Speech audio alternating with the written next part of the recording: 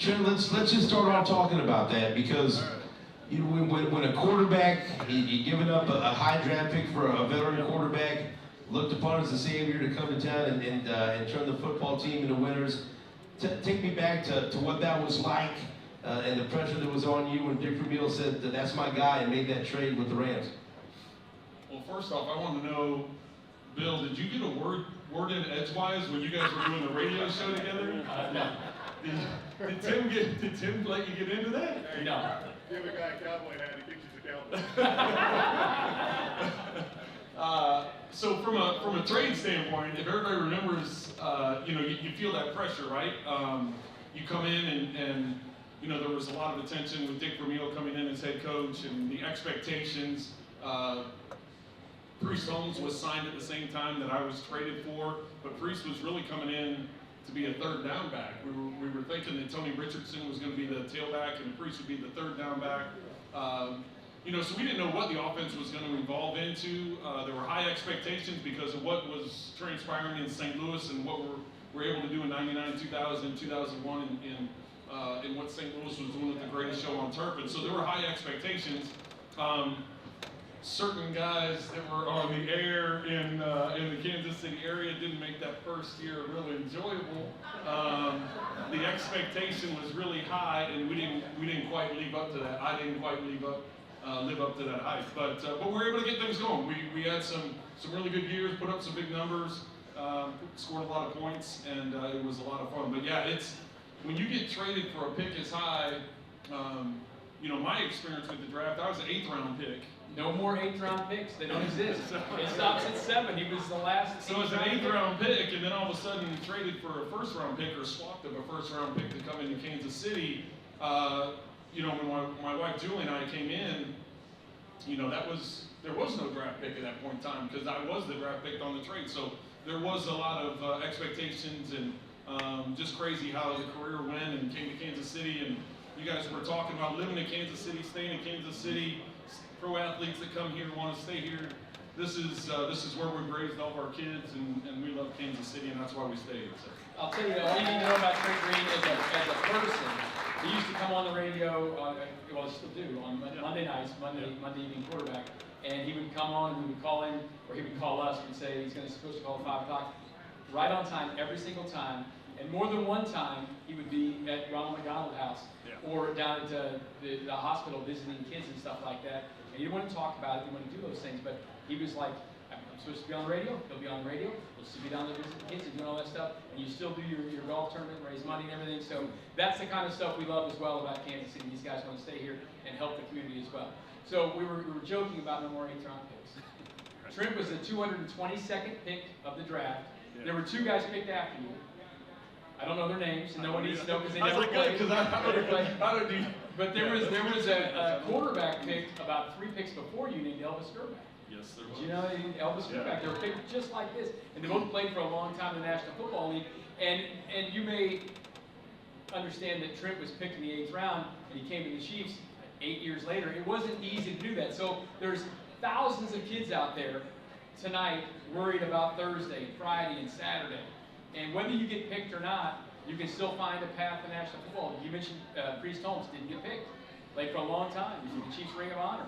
You know, you don't always have to get picked. So what was it like for you leading up to the draft? Did you think you were going to get picked? Were you hoping to be a free agent and pick your spot? Well, these guys can. The '93 was the first year of the draft. The first year of the rookie salary cap. '94 is when full free agency started and the overall team salary cap started. So in '93, in that draft, that rookie class was the first class to have a salary cap. And so we didn't know how that was all going to unfold or how that was going to affect how the teams drafted. So going into the draft, I was kind of expecting to go to 3rd to 5th round. And there were a lot of quarterbacks that were expected to be drafted. Elvis didn't think he was dropping to the 8th round. Gino Toretta won the Heisman. He dropped all the way to the 7th round. Alex Van Pelt broke all of Dan Marino's records at Pitt. He dropped to the 8th round. So there were a lot of us sitting around thinking we were going to go higher, and then ultimately went later in the draft. A quick story: you talk about 222, 3rd to last pick. So we had part of my job now as a broadcaster is you get to have the production meetings with the teams. And so we had the 49ers late in the season. Brock Purdy was Brock Purdy. He was Mr. Irrelevant last year, the last player drafted, but he was tearing it up with the 49ers, doing really well. So I go into the meeting with him, and I'm like, listen, do you know all the quarterbacks that were drafted in your class? All the guys that were drafted ahead. How many were drafted ahead of you? And he goes, I don't know.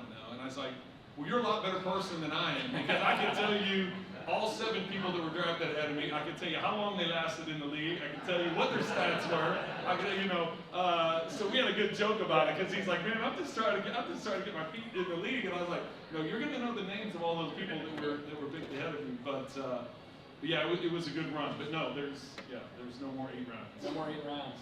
We're going to bring some up here in a little bit. It got picked even later than that. We used to go 30 rounds. I mean, Yeah. Oh yeah. All right, so my final question for you is, you mentioned your work as a broadcaster, so you get a chance to see all the teams and all the quarterbacks, and you play quarterback at such a high level, so you have a unique perspective on how good or how great Patrick Mahomes is now. And 2-time MVP, 2-time Super Bowl MVP, 2-time Super Bowl champion. This is where you applaud. We're the Super Bowl champions, all right? Be proud of it. All right, brag about it. Okay, we're hosting the NFL Draft as the champs. And so, just in your words, from your unique perspective, can you describe what you see when you watch him play quarterback? And maybe we haven't even seen the best of him yet. That's the scary thing about it. After Patrick started that first year, or his first year as a starter, won the MVP, got to the AFC Championship game, played the way that he played, and then all of a sudden he's on that ESPN show with LeBron, and he's like, I don't really even know how to study film or to figure out coverages. And I'm like, what? I'm like, the guy just threw 50 touchdowns and was MVP of the league, and he just admitted on air that he doesn't know how to study tape and how to look at coverages. I said, just wait until he starts figuring all that stuff out. So no, we haven't seen the best of him. A lot of it in this profession, as the guys in here can attest, is staying healthy. You have to stay healthy, and the game will begin to slow down, which is even scary to think for him that the game's going to slow down even more. But I do think we haven't seen the best yet. The thing that I think about Patrick Mahomes, and I've said this before, I think we all thought he was going to be good. We all, anticipated, and this is all that we had hoped for, much faster than I think any of us anticipated that he was going to play the level that he's playing. But what he's done is he's changed the way. I try and describe it. I said he's a generational quarterback, and you talked about Joe Montana. For me, I had a poster of Joe Montana up on the wall when I was, in high school and college, and I was like, that was the guy, right? And it was like, Joe's the guy. And then all of a sudden it's like Brady's chasing the guy, because Brady was a little kid in San Francisco in the Bay Area, wanted to be Joe, and then all of a sudden now Patrick Mahomes is coming along, and whether or not he's going to play as long as Brady or play as long as Drew Brees did and put up the number, who knows? We don't know that. But what I've tried to tell people, and what I think we're all seeing right before our eyes, he's a legendary generational quarterback, and he's still in his 20s. And the reason I say that is, look at what he's done for the game of football. At the youth level, at the high school level, at the college level, at the professional level. He has changed the way that coaches are coaching. He's changed the way that coaches are calling plays. He's changed the way that coaches are, the way that you study and the way that you develop quarterbacks. I remember when he first came on the scene, and my boys are both quarterbacks, and I was like, okay, that's all cool, and those highlights are cool, but don't do that stuff. That's not. Well, now if you go around the Kansas City area, you go around anywhere in the country, and you watch youth football, high school football, college football, whatever it may be, they're coaching those techniques, the broken systems. When the guys in this room, when we played, it was, hey, 3-step, 5-step, 7-step. Your feet tell you when to get rid of the ball. You got to get rid of it in 1.5 seconds. If you're going to break to the right. And there's a flood drill when you get outside the pocket. I mean, there was all these fundamentals. Then all of a sudden, Patrick gets in. He's running to his right. He's looking right, but then he throws left on the run 50 yards on a dime. And it's like, yeah, don't do that. Well, you can do that if you have the talent that Patrick has. So when I say he's a generational quarterback, when I say he's a legendary quarterback at this age already, It's because he's changing the way that we're all watching the game. He's changing the way fans watch it, that coaches watch it, the way you study it, the way that you prepare and you game plan for it. And I think we're going to see it in the draft. Look at the guys, the quarterbacks that are coming out in the draft. It's like, yeah, this guy can stand in the pocket, but can he do these off-script plays?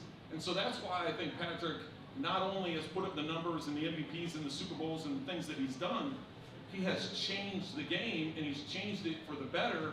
And you see a lot of things coming into youth football, high school football, college football, pro football because of Patrick Mahomes. So that's why I think he has been such a big influence, not only what he's done here in Kansas City, but what he's done for the sport and the way that people look at the position of quarterback. And he's changed the hairstyles and haircuts. Steven and I can't think of that, but every kid you see playing football or basketball has got Patrick Mahomes. I don't know that's how it is. Trent Green, guys, one of the best. Good Kansas City Chiefs. Thanks so much for coming out.